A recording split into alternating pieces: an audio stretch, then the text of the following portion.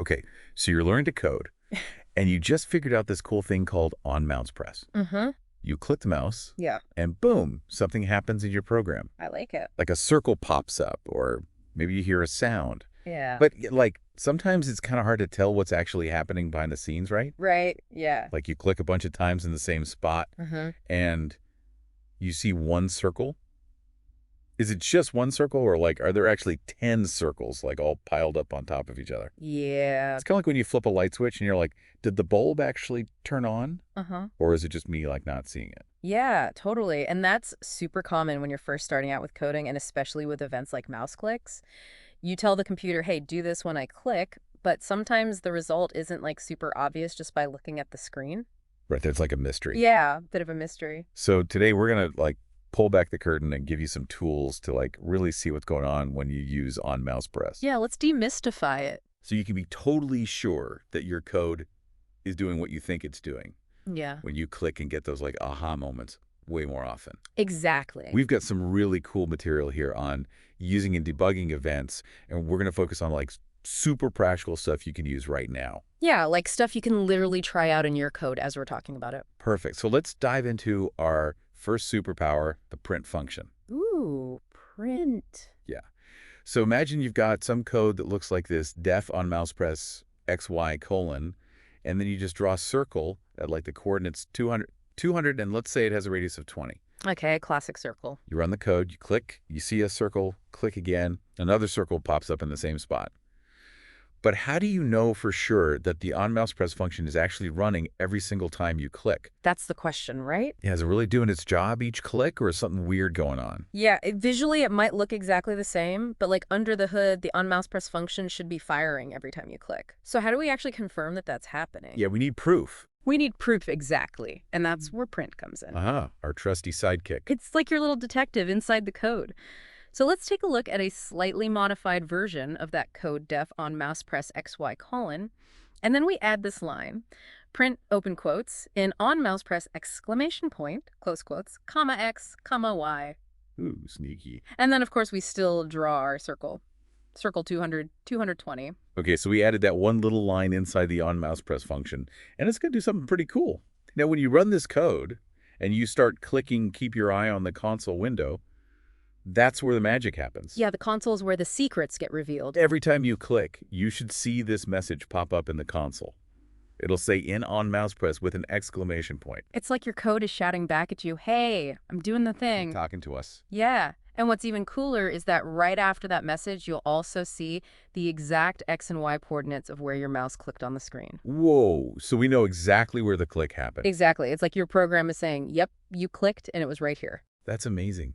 So print is like our code's way of like whispering secrets to us about what it's doing. It's like a little window into the inner workings of your program. Right, and it's not just about seeing that message in on a mouse press. It's about understanding the sequence of events, like what's happening step by step. Yeah, and seeing that data flow through your program as you interact with it. Okay, so one thing I'm curious about is we see those actual numbers for X and Y in the console, not just the letters X and Y. Right.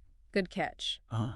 So, like, how did that happen? Yeah, how did it know to put the numbers there? So remember inside the print statement, we used commas to separate in on mouse press X and Y? Uh-huh. When you do that, the print function is smart enough to know that you want to see the values of those variables X and Y, not just treat them as like more text. So the commas are like little signals to print. Exactly. They're like, Yeah. hey, print, these are the important bits. Show me what they are. I love it. So print is like our direct line to understanding what our code is doing at any moment. It's like you're asking your program, hey, what's going on here? But remember, this console output, it's for us, the coders, right? Yeah, for our eyes only. The people using our program, they won't see any of this. Right, and frankly, they don't need to. This is purely a tool for us to like debug our code and make sure things are working the way we want them to. It's like our secret backstage pass. Exactly. So we should only use print to display information that helps us figure something out or understand what's happening while we're coding. Right, don't go overboard with print statements and clutter up your console with stuff you don't actually need. And one more thing. Uh-huh.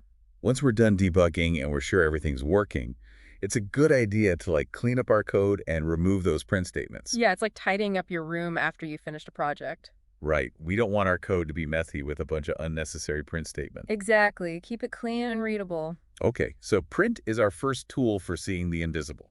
Tool number 1, check. Now let's move on to another awesome way to understand what's happening visually on our canvas, the inspector. Ooh, the inspector, my favorite. Yeah, it's like our X-ray vision for code. Yeah. So let's go back to a slightly different version of our circle code. Okay. This time we'll make it so that the circle appears wherever we click. So the code looks like this distofid def on mouse press XY:, and then we have circle XY20. Okay, so now the circle follows our mouse. Right, so you click, you see a circle exactly where you clicked. Nice and simple. Yeah, pretty straightforward visually. But what if we want to know more about those circles?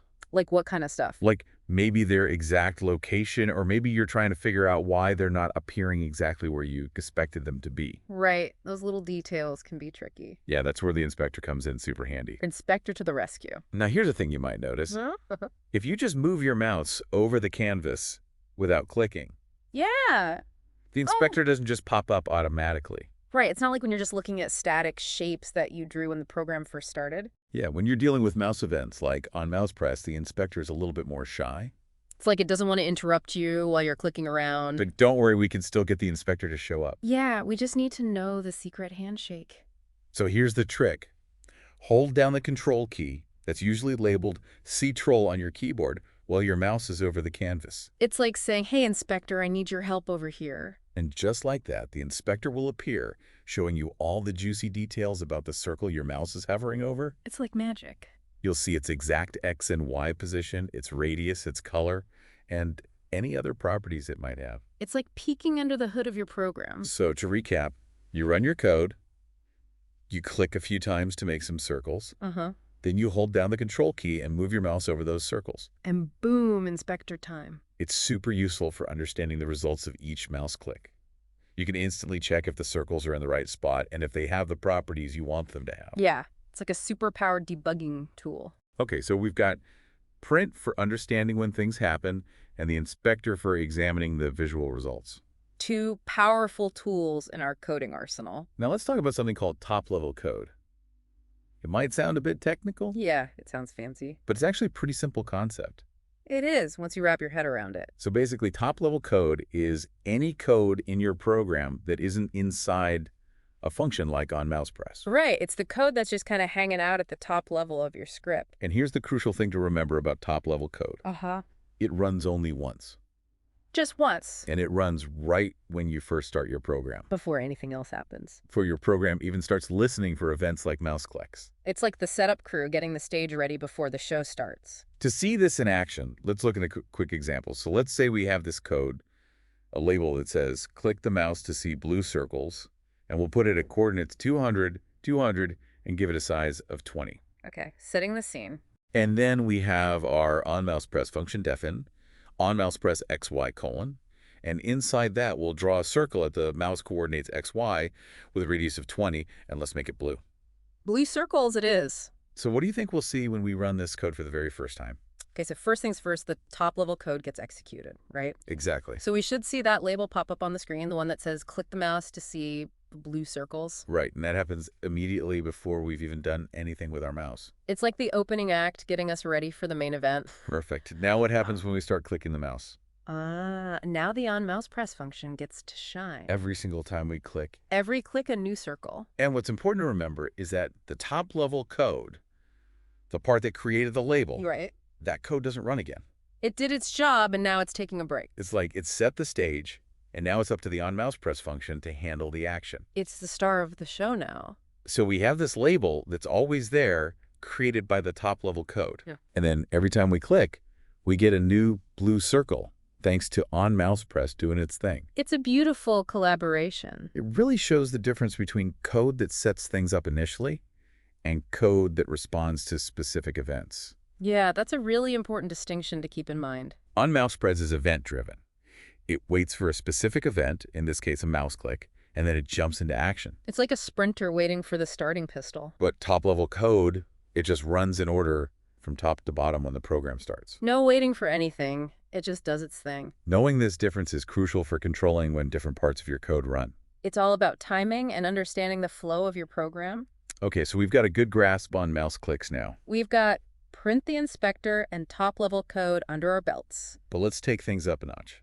Ooh, I like where this is going. Let's see how we can use those mouse clicks combined with some basic math Math time. to make our programs even more interesting. Yeah, let's get creative. Don't worry, we're not talking about anything super complicated. No calculus required. Just some simple addition, subtraction, multiplication, and The division. basics. The building blocks of awesomeness. Yeah, exactly. So once you can detect a mouse click and you know its X and Y coordinates, you can use that information to control all sorts of things in your program. It's like you've unlocked a whole new level of interactivity. Our sources actually have a really cool example of this. Ooh, let's hear it.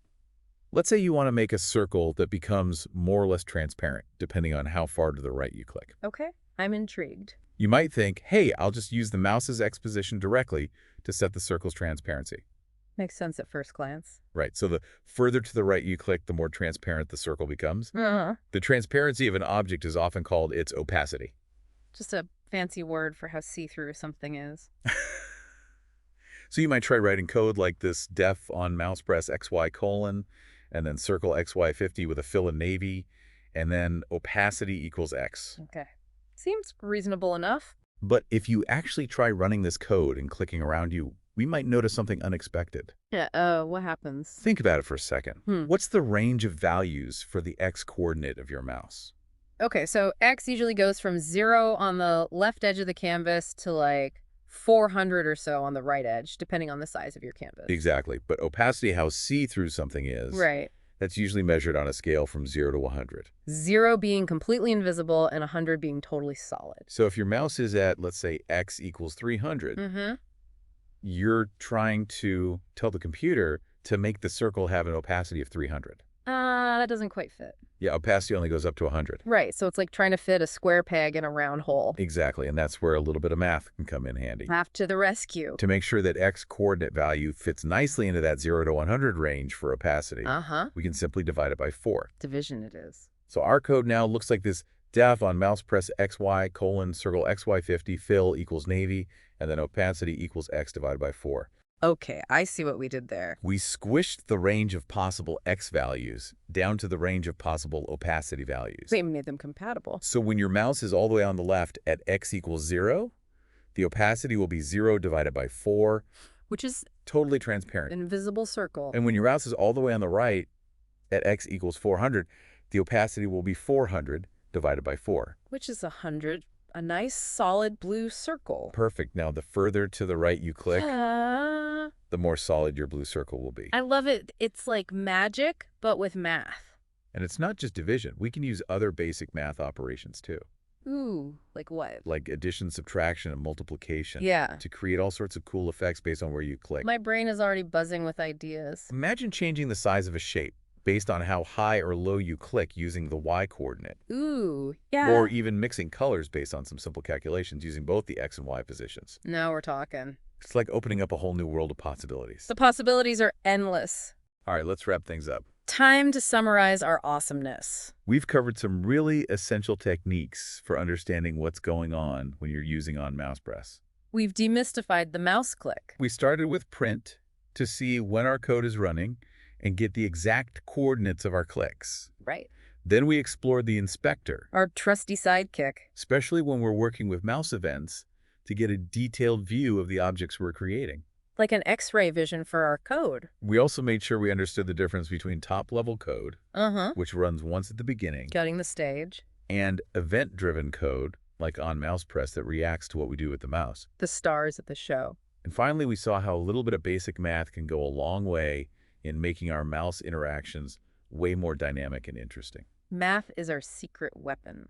So by getting comfortable with these techniques, Uh-huh. you'll be much better at figuring out what's going wrong in your code, Debugging like a pro. fixing errors more quickly, and ultimately unlocking way more creativity in your programs. Yeah, making those programs sing. So here's a little something to ponder after our deep dive today. I love a good challenge. We looked at using the X coordinate from on mouse press and some simple division to control the opacity of a circle. But what about all the other properties of shapes? Like what else could we play with? What about size or color, or even the position of other shapes on the screen? So many What possibilities. kind of unique interactive experiences could you create by experimenting with these ideas? Yeah, go forth and code. That's your mission for now. Until next time, keep exploring and keep coding. Happy coding, everyone!